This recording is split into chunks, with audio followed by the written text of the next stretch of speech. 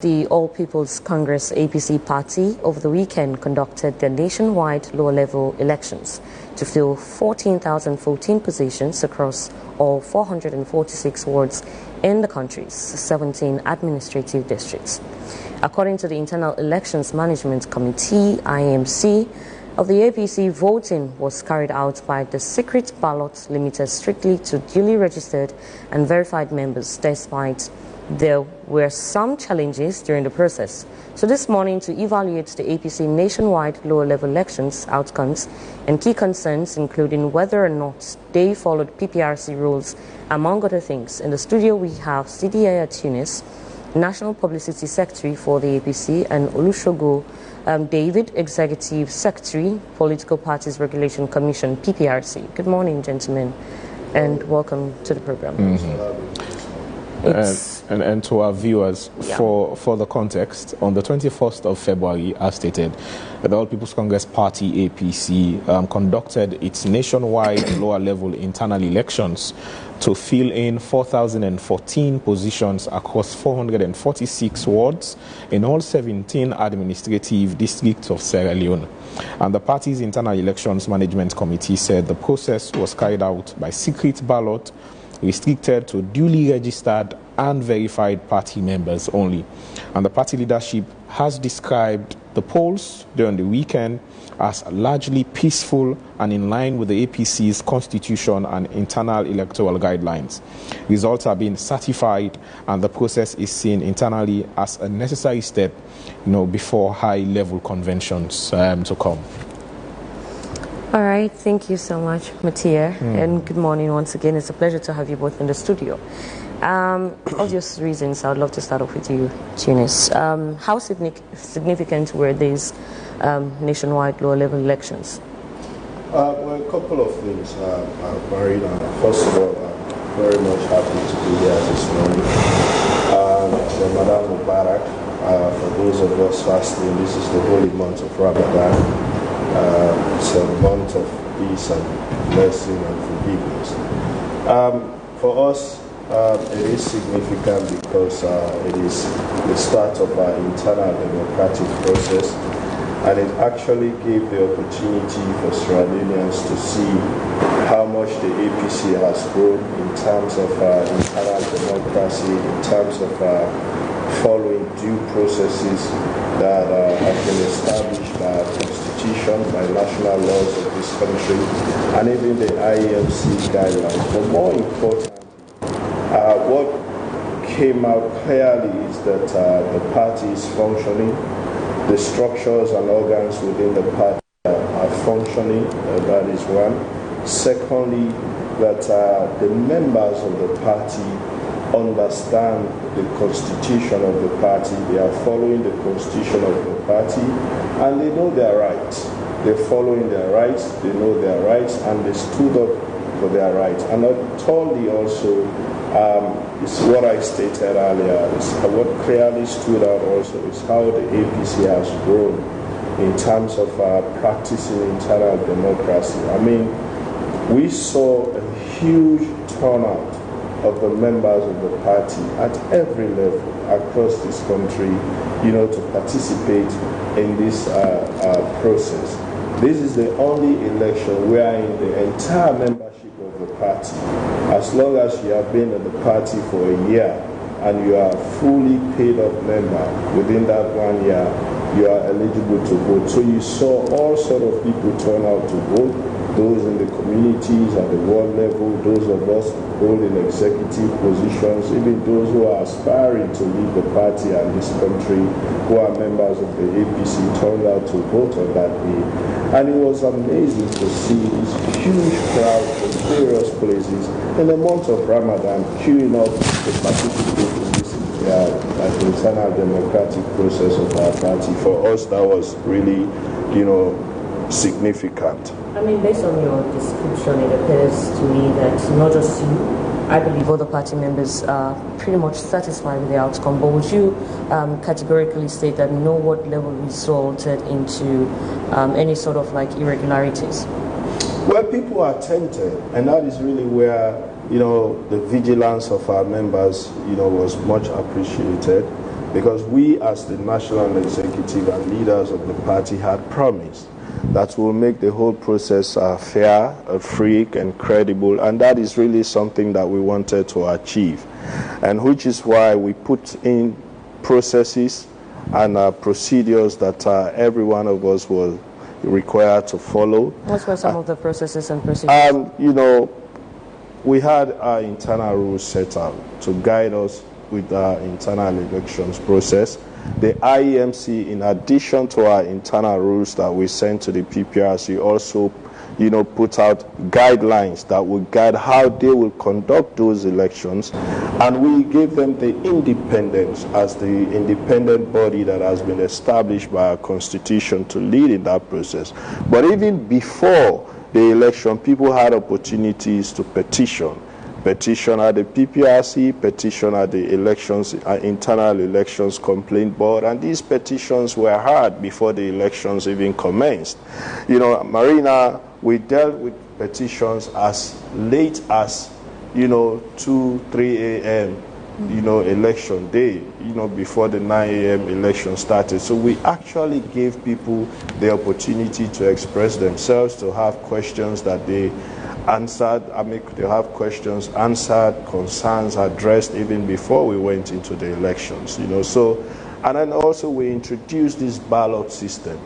Previously, we'll go into the polls, they will assign numbers to people, and then you will say, Tunis, you are number 1, candidate 2, you are number 3, and you are number 4, and then people will be required to write the numbers for their candidate. Not everybody. I'm sure we'll come to talk about the symbols, yes, on the ballot. Not everybody knew how to write, so you require somebody to vote for you. We changed that because it is secret ballot, that is one. Secondly, we wanted everyone to have the opportunity to really be able to vote on their own. You know, so we made the process simple, we made the process understandable, we made the process fair, we made the process credible, and for us, we see this as a start of the many elections that we are going to conduct. Of course, there were challenges. We will learn from those challenges, and we'll try to perfect the next set of elections that we have ahead. Mr. Tunis, aren't these challenges the challenges you've spoken about? Of course, largely the party has made a statement that the elections, you know, nationwide were peaceful, but we've had pockets of incidents. We've seen issues of different ballot papers. Some people alleged that they had symbols of trees, houses, snakes, as opposed to the candidates, the faces of the candidates. There are also alleged reports of incidences of disruptions in other areas. And you've stated that even before the elections, there were petitions, you know, for different candidates. Wouldn't this change the overall look on how the elections will turn out to be at the end of the day when results will be announced? No, we had 446 wards in which elections took place. And the areas where we've received reported incidents of violence are not even up to 30. So that is less than 10% of the total areas covered where elections happen. So for us, we don't see that as you know, any you know, significant, you know, challenges that we, you know, cloud the entire success that we had on Saturday. But that not to say that we do not take those challenges seriously. We take them very seriously because a lot of them had to do with people who attempted to deliberately disrupt the process because they think that is the only way they can stop us from progressing with our internal democracy. You had people who had genuine concerns. So there were areas wherein elections did not happen at all. There are areas wherein people attempted to rig, which we were against, and which we appreciate the way the membership stood up. Now, with the issue of the symbols, we had over 4,000 positions to be filled. We had very limited time space between the time people applied and the time we were to develop the ballot papers. We had only a small window. it will cost us a lot of money to have everybody's face on the ballot, and we had no time to accomplish that. So what we did, because people were still applying, we introduced the electronic means of application for candidates. But of course, people petitioned at the PPRC, they had the petition, and they advised us that, look, you have to give people an alternative means of application. Introduce the manual system. So that went in late. People applied as late as 48 hours to the election. In the process of that, there were also people who were dropping out, candidates who had previously applied, whose faces have been on the candidature list, dropping out, that they are not contesting on anymore. So in all of those, it was difficult for us to have faces on the ballot. But again, we did not want to go back to that crude way of the number system, wherein we can just allocate numbers to people, which will make it difficult for that young lady or young man in the village who does not know how to write, to be aided to vote. So we introduced what everybody could identify easily, the symbol system, so which replaced the number system. You go in as a candidate, you pick your own symbol, you communicate that to your supporters that this is my symbol. If everybody sees Okada, you can easily identify that this is Okada. And if your candidate chose Okada as the symbol, it is easy for you, even if you don't know how to write, to just place your finger in the ink and then put it right next to the box against the Okada, and you have voted for your candidates. And you saw that people were able to do that easily. Yes, people raised concerns. We will look at those concerns. We had time going forward. It is possible that we will use the faces. But I'll say this, no political party has ever used faces on ballot papers at world level elections. It has never happened. In fact, we are the first political party that has used ballot system to vote at world level. No political party has ever done that at world level. So for us, this is a huge step towards, achieving huge internal democratic process, introducing huge internal democratic process to ease the voting of our membership, and to have inclusive and participatory democracy, rolled out to all our members, have them involved, have them participate. And we saw the excitement on Saturday in the month of Ramadan, huge turnouts across this country, excitement, anger, everything mixed up, but people participated and a huge number of them are satisfied. Mr. Tunis, you'd agree with me, before I bring in Mr. David, these lower level elections are important, to choosing the delegates who choose not only party executives, but also flag bearers. We've started seeing different camps claiming victory of the lower level elections. And, when I say camps, I mean intending aspirants or flag bearers of the APC. Some are claiming they've won the lower level elections, which in turn will mean a good turnout for them if they go into the delegates conference. And you have others who are saying there are concerns and they will bring them before the party. Is it too early to claim victory? I think it is, but it is politics. Everybody, has their own strategy that they want to use. But as someone who has been in politics for long, I think it is early. I don't think it is realistic for anyone, especially those intending to be leaders of the party, to even claim victory at this level. But what is even more important in this election, in politics, mostly people who make the less noise are the ones who are, making the biggest inroads. It will surprise you. So I don't get carried away by those because I've been in it, I know. But I think it is early for anyone to claim victory, from this world election, because this is what I always say. I find it very difficult to talk on flag bearer issues at this level because we have not even started that process yet. We are far away from that. And I can tell you that probably most of those people claiming victory may not even know those people who have won in some of these districts. But it is politics. It is their right, it is their strategy. Whether it will work for them in the future, I don't know. But I just will caution that I believe it is a bit early. And I also think as leaders, we have to ensure that we maintain sanity within the party. We do not want tomorrow, you are claiming victory at this level now.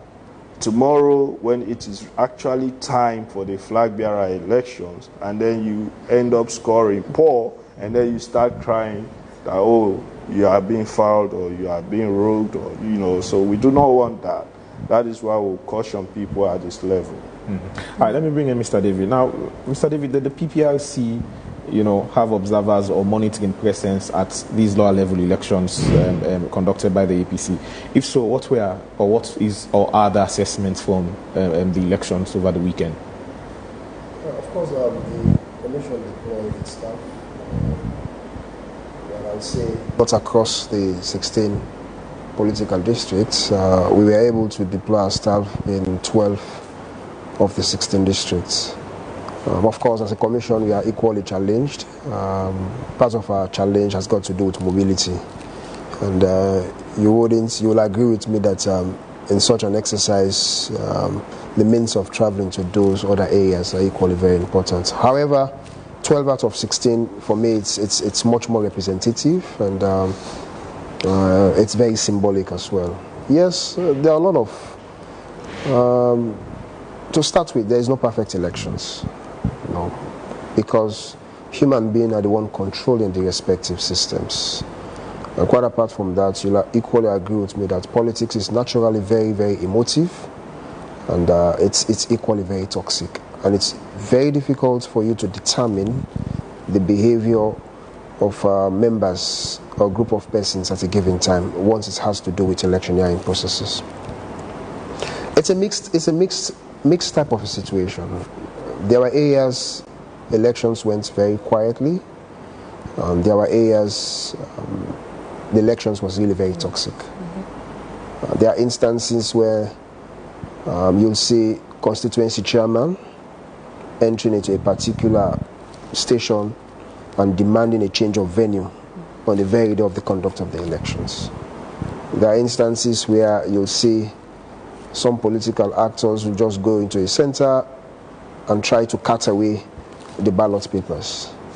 You know, there are instances where you'll see attack between and amongst the membership of the party, to the extent you'll see, well, on social media. I didn't witness that, but on social media and based on reports that we got from some of the affected victims, because they called to report, where some party members were actually stabbed.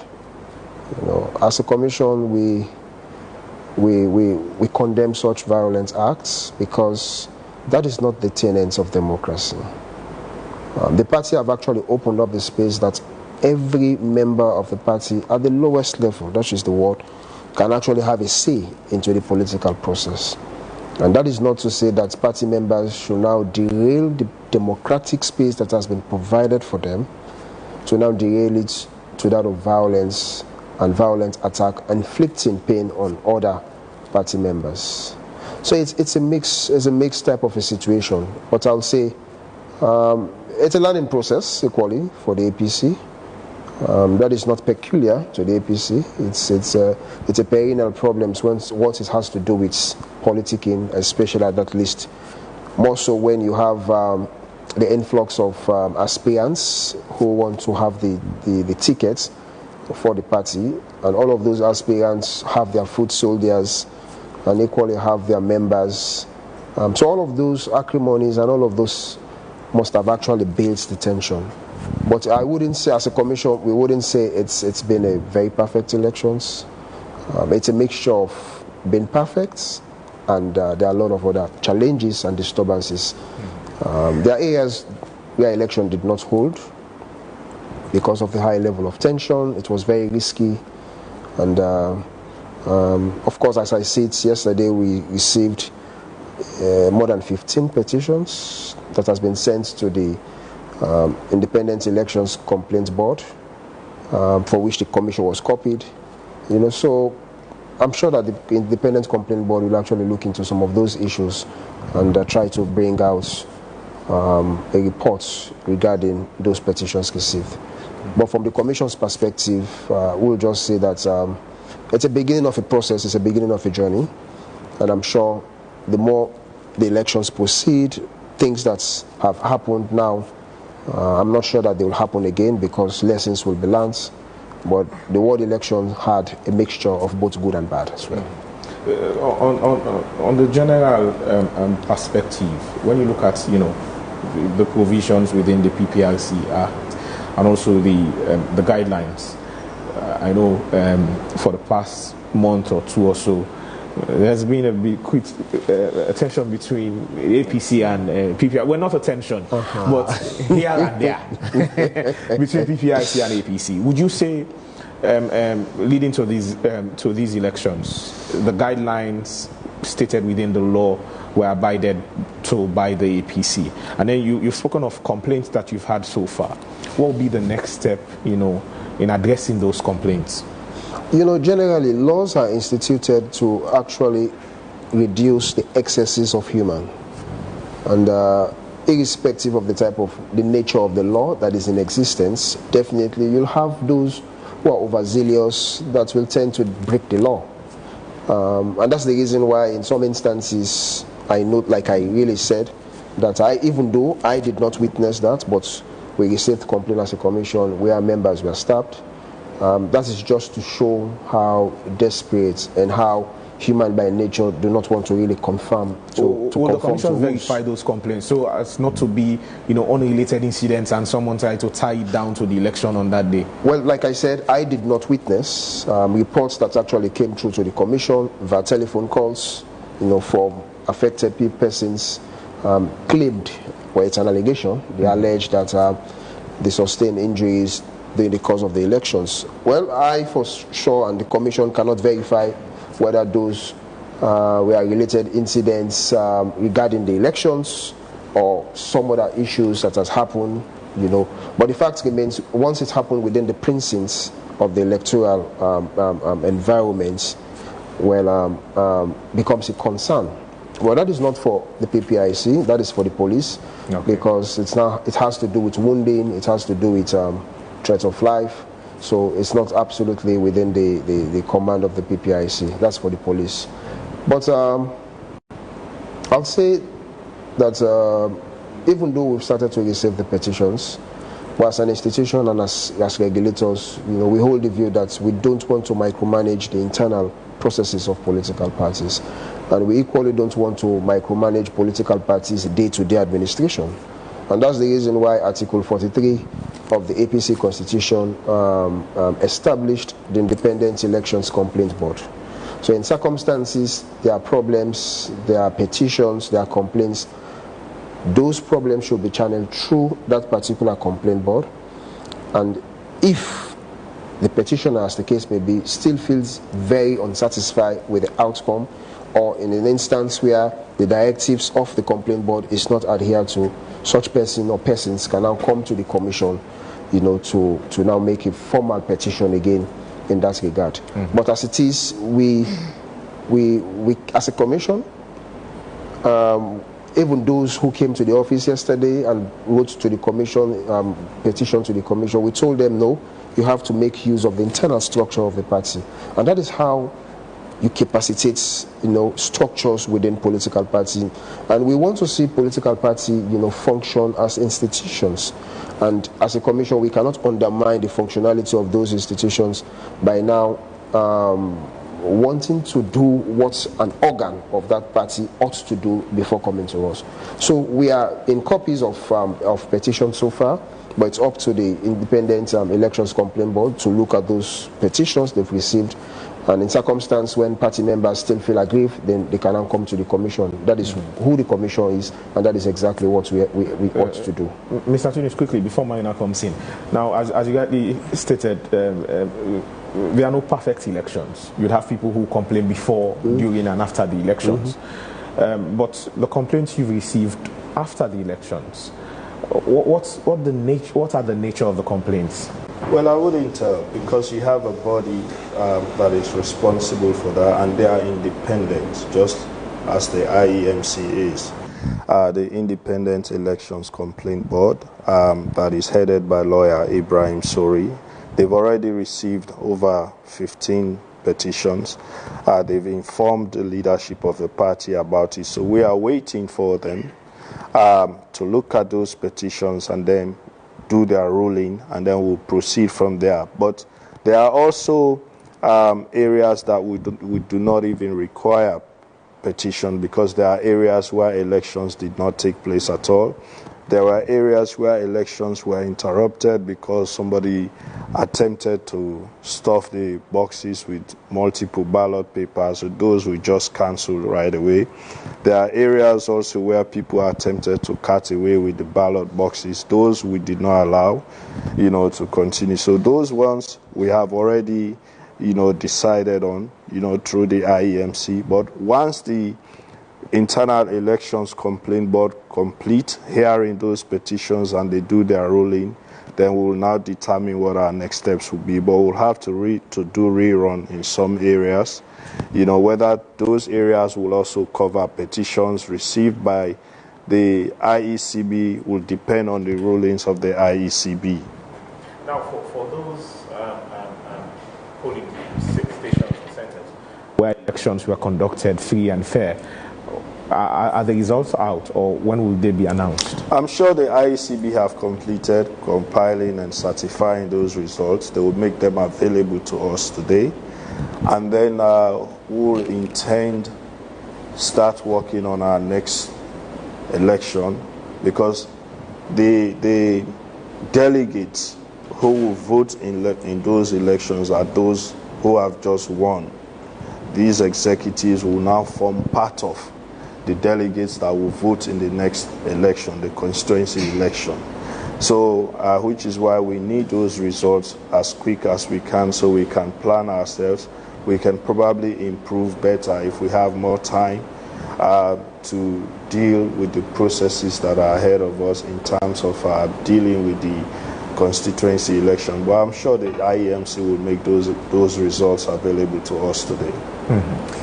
Let's come back to Olushogo. For people who possibly may be concerned about the decision of having a secret ballot, are secret ballots mandatory or optional under the PPRC regulations? It's for me, secret ballots is one of the tenets of democracy, where the choice of the respective voter is protected. That's the fashionistic way of actually conducting democratic elections, because again it helps to push away intimidation, and it equally protects the rights of the respective party members casting their votes without anybody knowing who they've actually voted for. So it's a decent way, it's a decent approach to politicking, and it's equally it protects but it's not democracy mandatory. Generally. It can be optional. But there's nothing within the Acts that states the methodology of conducting internal party elections. However, like I rightly stated, it's a fashionistic way of actually conducting democratic processes. Is the PPRC fully satisfied with the outcome of the elections? Like I said, it will be very early for me to say we are satisfied. We are not members of the party. The true owners of the party, that's the membership of the party. But you followed the process of the election? Yes, we did. Like I reiterated, the elections had both good and bad. Of course, there is no perfect elections. That is general rule of elections.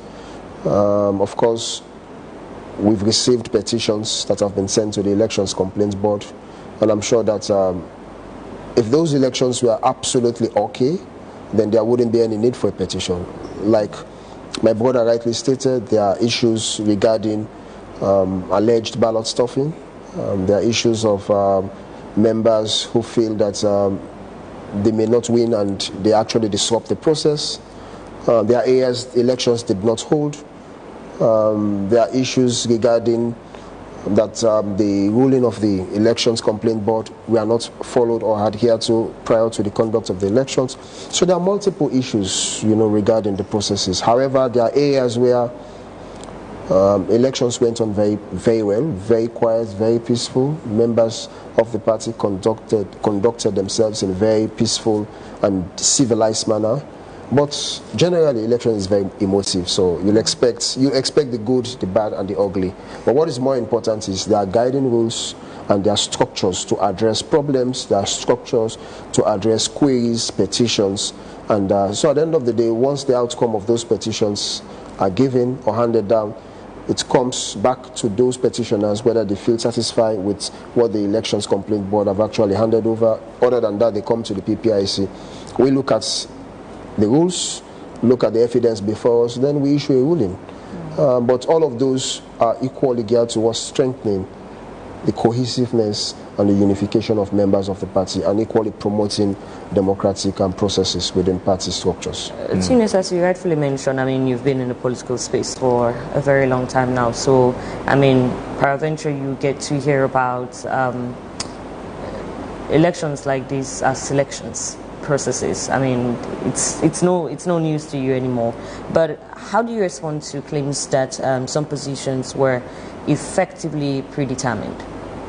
No, that is false, because everyone had opportunity to apply, and people applied. Those who applied, were publicized. So, they knew exactly that these positions were contested for, and we gave opportunity to everyone who were eligible and qualified to contest for those offices. And so the choice was theirs, actually. So, I don't think any of them were predetermined. But in democracy also, there are negotiations, there are coalitions, those things are, always possible. So it is possible that in some of these wards, they negotiated and they decided that people contest or not to contest. But like I said, you had people who were candidates before who dropped out of the race even on the day of the election. To ask, were there any positions that were unopposed? Oh yeah, there were a couple of them that went unopposed, but a huge number of them were also highly contested. And we will expect more of those even as we progress to the next stages, constituency and district level, to even have more heated contests. In the position of all of that, what was the percentage of women in terms of... Huge. Surprisingly, especially in the southeast. When I was looking at the list of the candidates, you had women contesting for positions like treasurer, publicity, public relations officer, as opposed to the normal women's leader position. So you had them contesting. I even saw women contesting to be the veterans leader. So that was encouraging, which is why I said the APC is redefining internal democracy among political parties in Sierra Leone. We are setting a standard that we feel other political parties ought to learn from. Would you say this process is actually unifying the party itself, based on the fact that, many Sierra Leoneans consider the APC to be divided at the moment, that the APC really don't know where they're heading towards come 2020 with regards to elections? Would you say, the process of this entire election is a way to unify the internal structures within the APC party? It is a way to unify us. It is a way to bring us closer. It also showed us that the people are ready to support their political party and to take ownership of their political party.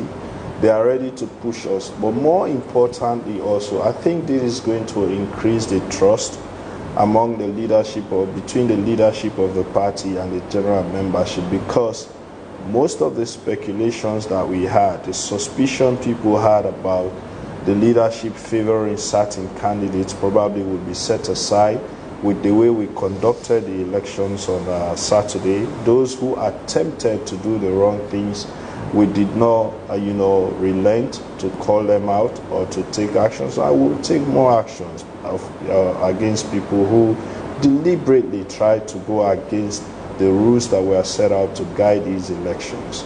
So I think, we'll continue that way. So we'll continue to build the trust between the leadership of the party and the membership of the party.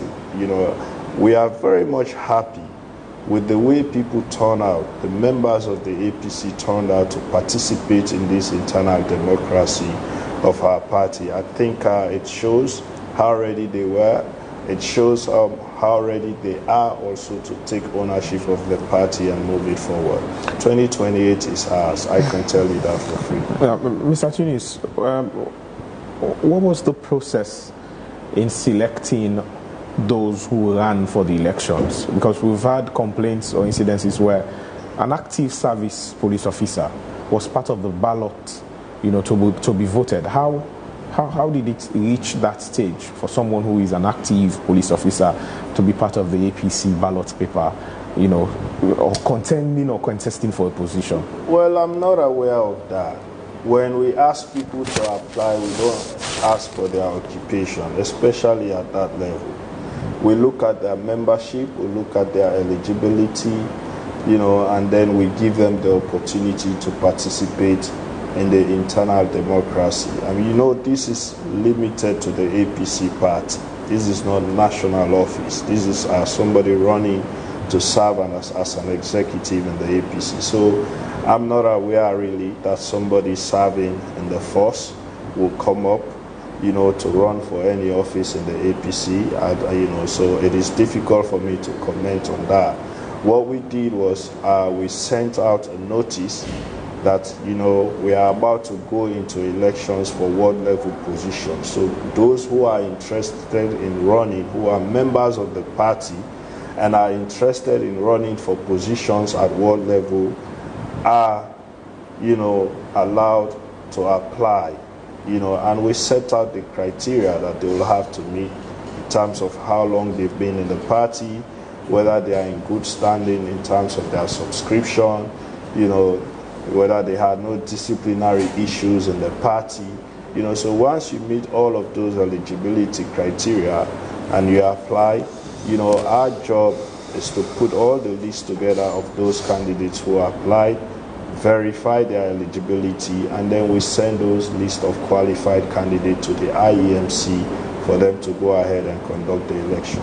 And some say the tensions we've seen with the pockets incidents that happened during this election is as a result of the internal conflict within the party. And when I say conflict, I don't mean of the executive, but I mean the tension between these potential flag bearers, because as stated, at the end of the day, these delegates will determine who will be the flag bearer.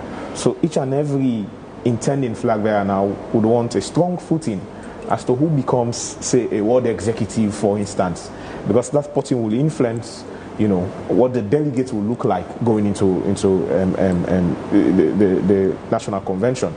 But you've just stated that the processes leading to, flag bearer is not even yet open. So why are all these people we are seeing clamoring for flag bearer when the process? Because I saw the APC also, put out the requirement, for the flag bearer and when you look at those requirements, certain people will not meet those requirements, but they're still campaigning. Their flyers are out there, their political messages are out there, they've made their intention known very well, so as in the spirit of democracy. But isn't this, bringing the tension we are seeing in a lower level elections like this? And when we should have gone to the convention, the national convention, isn't that going to also be a problem? No, it will not. It is part of it, but that is not, the only reason why we're seeing some of these tensions in certain areas. There are areas where we knew that we'll see tension because we have always, you have certain people that are always disrupted our elections processes in those areas. You look at certain areas in Kono, it has always been like that. Even in 2023, we went through the same problems, and we brought some of those areas to the attention of the PPRC and the Sierra Leone police. We categorized them as hotspots. So, so it really for us probably have nothing to do with flag bearer race, but certain individuals having loyalty to people who feel it should be how they want it, not by how the processes define them or how the laws define them, but how they want it. So if it is not how they want it, it should not happen. And that should not be the attitude in democracy. And we should not let those kind of people succeed in disrupting democratic processes that have clear and transparent manner in which these processes are set out to be conducted. Now, of course, there are others that have been instigated, by either people who want to be district chairman or constituency chairman or even flag bearer aspirants. We cannot dispute that. But I always say, if you have done your homework well, there is no need for you to go out there and create tension. You should be relaxed, because this is a free, fair, and transparent democratic process. What we were very much determined to do is what we have done, to ensure that we present a process that is credible. We have a process that is free, fair, and give up equal opportunity to everyone to participate. And those who attempted to go against that, they were caught, they were exposed, they were shamed. I will continue to shame them. I can tell you the police made arrests, depending on the level of crime that these people conducted. The police will have to, further their actions on those who were arrested. But on our side as a political party, we will continue to even perfect the processes so that we eliminate the attempts people will always make, to rig the system or to send a cloud on the system that is not really depicting of what we want to accomplish as leaders of the political party. Right, quickly, before I bring in Mr. David, PPRC has started receiving petitions, but then again, they refer those petitions to the internal mechanisms within the party to be worked out. Will there be a confidence, given to those who are given petition that their issues will be handled internally and not taken to, PPRC again, to iron it out?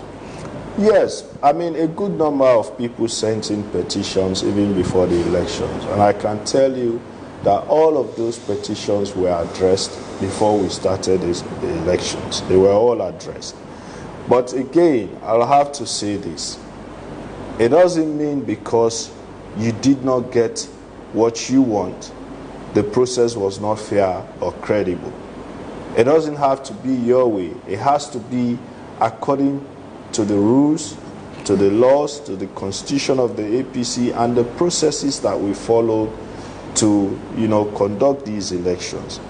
We admit those areas where processes were clearly flouted. We do not even have to wait for petition. As leadership, we'll step in, and clearly do the needful. That is why we are waiting for, one, the IEMC report on the elections, and then two, the IECB rulings. Because when petitions are sent to them, they are expected to sit, look at the credibility of the petitions, and then do their findings, their investigation, and then rule on the petitions. When they rule, we are bound to go by the rules. We went by all of the rules that they gave us, before the elections. We went by the rules and instructions or directives from the PPRC before the elections, and we'll continue to abide by the laws and follow those rules, even after the elections, because that is what our constitution set out to accomplish. Now the national law says if they are not satisfied, they can go to the PPRC.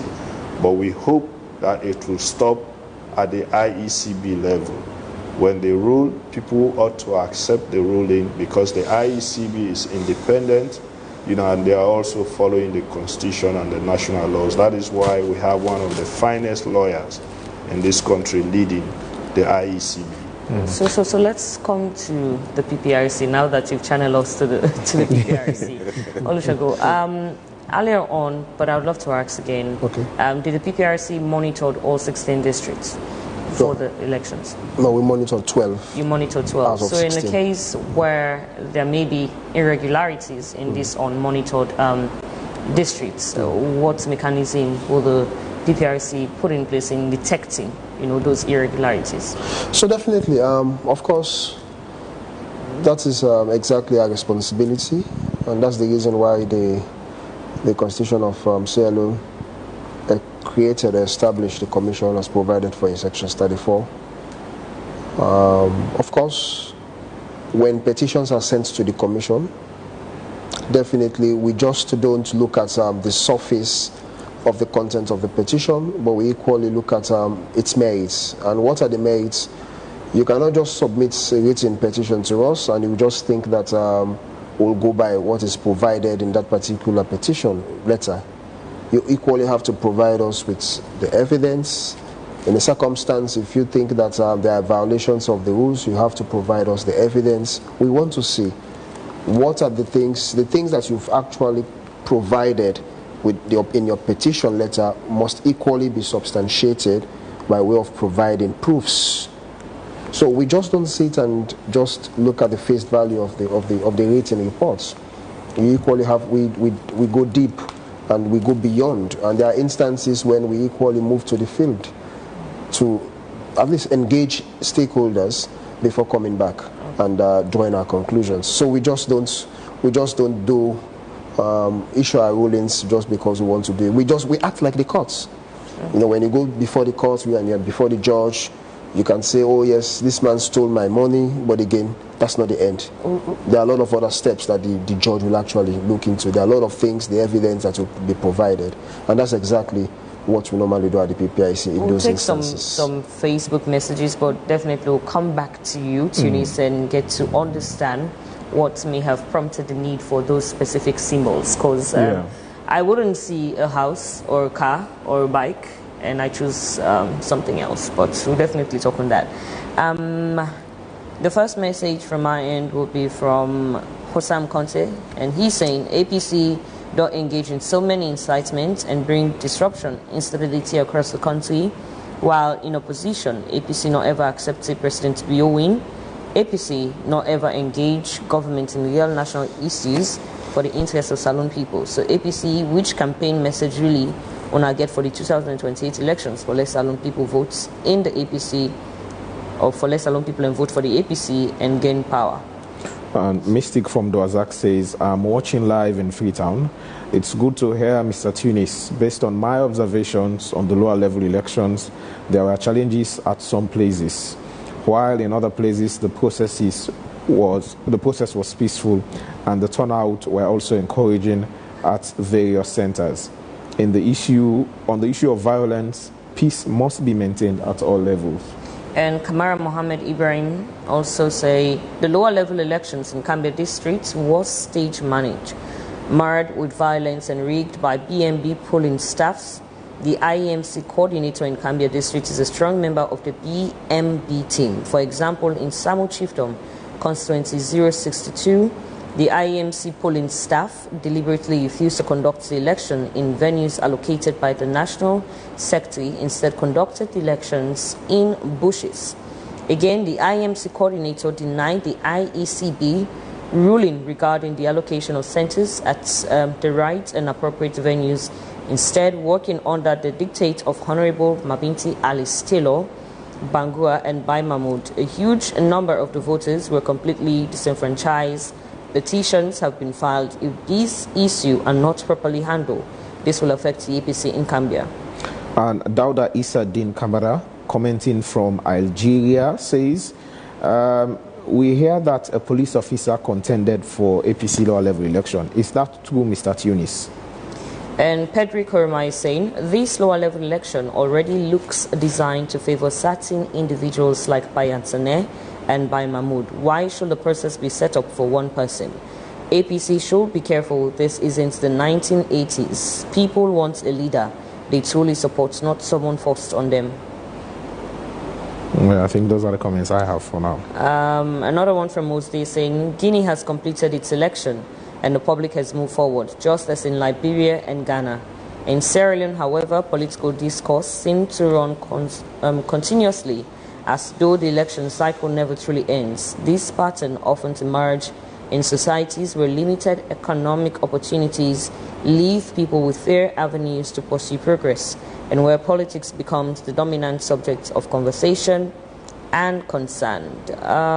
Maybe just one more. Okay, well, I mean, those are just the messages we have. So far. Tunis, you may respond to that.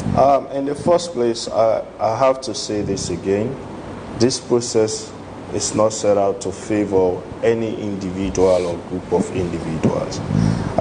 We set out this process to give everyone equal opportunity to participate at every level, to contest and compete for positions at every level.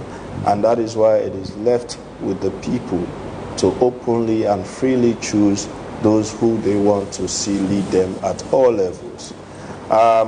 So be rest assured, some of us will never stand for that. Anything that is fishy or, not transparent will not stand for it. And the process so far has been very transparent. We have followed all procedures.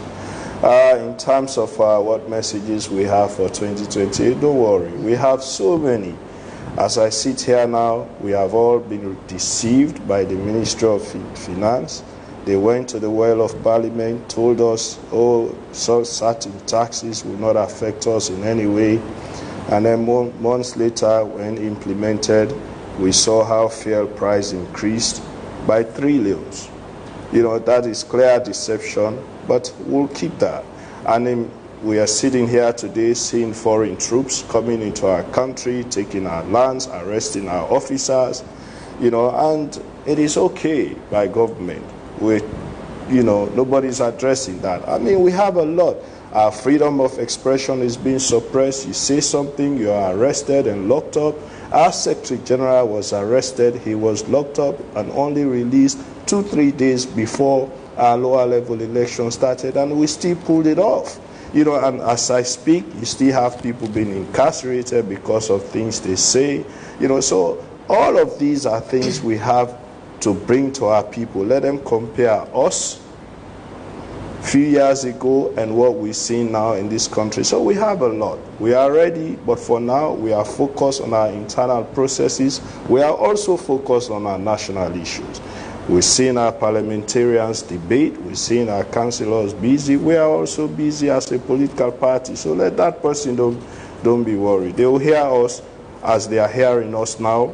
They will continue to hear us, and we'll use our messages to change government democratically in this country 2028. Quickly before Olushogo respond, just yesterday we had AKK here, and we were discussing around the issue of the appointment for the Electoral Commissioner, Edmond Alpha. He gave his own stance with regards. I may just want to throw that question to you. What's the APC position in the appointment of Edmond Alpha? For us, it is not even about Edmond Alpha as an individual. It is about the ECSL as an institution and all of them serving there as commissioners. We all, went into the 2023 elections. We saw the behaviors and we saw what happened after 2023 results were announced. The APC, stood down, and then we went back into governance because we all signed up to what we call Agreement for National Unity. And in the Agreement for National Unity, we have Resolution 3, which burned the tripartite committee. And that tripartite committee has a report which we all signed up to. That report has specific guidelines as to how we elect or appoint commissioners to the ECSL. You have already hived out that part and have put it into a bill to amend the constitution, which is now before Parliament. So the process is on. You disregard all of that process and you go back to the very, method which we have all frowned on, which we have all agreed to move away from. So it means you are not even committed to what you sign up to. And we cannot continue to be part of that. When we all agree, we append our signatures to processes that we have all agreed to follow, and then you repeatedly flout, it means you know, you are not somebody that we can trust to deal with. And that is where we are as a political party. So it is not so much about Edmond Alpha as an individual, but it is about how government has continued to decided to participate in governance when we signed up to the Agreement for National Unity, from which the Tripartite Committee was born. And the Tripartite Committee gave us specific recommendations, about 85 of them, some of which dealt with how the ECSL should operate and how we appoint commissioners to the ECSL. And we agreed to that. We signed up to that, both government and the APC. And we now have a constitutional amendment bill that has been laid before Parliament. It has already gone through first reading. You know, and you ignore the process, you go back to the old ways, the very ways that we've all frowned at, the very way that we've both agreed that we should move away from. And, you know, what message does that send to us? That you're not trustworthy. We cannot trust you. You have exhibited to us that we cannot do business with you. So for us as a political party, it is not so much about the individual, but it is about how government has repeatedly flouted provisions in the tripartite recommendation. You saw that even with which electoral system to use. We've seen that with other areas that such as even the constitution of oversight committee on the functioning of the ECSL, the Parliamentary Oversight Committee. All of these things, for us do not sit well. They show that, we just have a government that does not want to engage constructively in the interest and the progress of this country. Olushogo, with concerns made, from our online viewers by Facebook, you had some of them saying that, the election was stage managed in some aspects. Now, you said that the PPRC monitored 12 districts. In cases where if investigation breaches or reveal breaches at all, can the PPRC nullify what level results? Definitely. Of course, we've done that before. During the conduct of the CLM People's Party lower level elections, where the Commission received petitions, and upon verifying those petitions received, based contingent on the evidence brought before the Commission, there are instances where we recommended rerun, and there are instances where we actually upheld the elections that were conducted. So it's a similar instance. Once the IECB are done with looking at all of the petitions received, and they've actually delivered their ruling or decisions, as the case may be, in a circumstance when members of the party still feel aggrieved, and though they think that their views have not been heard properly, they can now come to the Commission, and definitely as a Commission we'll do due diligence. And due diligence presupposes ensuring that we look at the content of the petition, we look at the evidence that has been submitted in tandem with the provisions of the party's constitution, the rules and regulation, and all other statutes. Thereafter, if we think that it's necessary for a rerun based on the evidence that is now before the Commission or that will be brought before the Commission, then for sure we'll recommend rerun. If there are instances where we think that what the petitioner have actually brought is really very frivolous, then of course we'll uphold the elections that have actually taken place. So I cannot actually tell the directions that we'll actually take. It's contingent on what is before the Commission, backed up with the evidence from the respective petitioner or petitioners, as the case may be. And lastly, for me as we close, given recent tensions between the APC and the regulatory process, including fines, suspension, action, how does the PPRC maintain neutrality and public confidence when it comes to handling political parties, but more so the APC? Well, I want to just make it very clear. The APC and the PPRC has never been into any battle, and there's never been any tension. Of course, we are regulators, we are bound by the provisions of the law. The APC is a major political party, the major opposition party as we speak, and they equally have their views. But there's never been a circumstance or a situation where the APC and the Commission have actually been in battle. No, we are partners, and they may, well, as a commission, as a party, they may not feel confident, or they may not agree with our position, but when they normally do deep check, they find out that our positions are really contingent on the provisions of the law. And I'll make it very clear that there has never been an instance where we've handed, be it a fine, or we've actually handed down a ruling that is actually out of place, or that doesn't fall within the spectrum of the regulatory framework. So we'll continue to do that. In terms of public confidence, I'm sure it's heightened. I'm sure on a day-to-day basis, the evidence are really there, that the trust is there. We are apolitical. We try our best to maintain the balance. Like I said initially, in all we do, what is more important for us is adherence to the provisions of the statutes, and that, in this instance, the Political Parties Act, and we'll continue to do that. People may have their skepticism, people may have their perception, they may have their views for which they have the rights to, but what is more important is our workings and the deliveries are contingent on the mandates that is actually given to us by the people of Sierra Leone through the legislative arm of government. Right, and thank you very much. He's Olushogo David, Executive Secretary, Political Parties Regulation, and also we've been talking to Sidie Yayah Tunis, the National Publicity Secretary of the People's Congress Party. I'm afraid EDSA happened to us, and we don't know how enough time. We love, well, definitely, we're going to discuss more of politics. They did not like what I was saying. That's why they cut us off.